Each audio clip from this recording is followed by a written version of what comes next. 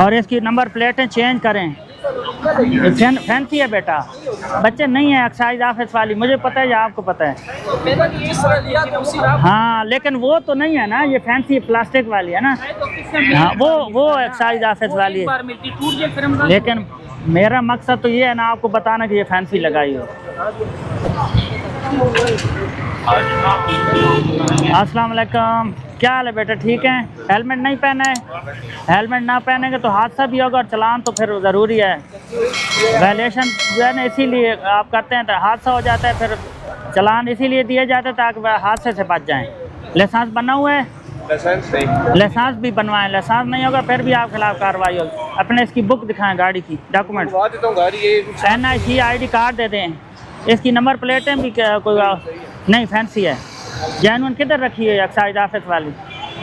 वो मिली नहीं है। हाँ ये चमकीली वगैरह नहीं लगती है, इस पे जो है लोहे वाली, ओ सामने नंबर प्लेट एज ए नमूना। ID कार्ड दें अपना।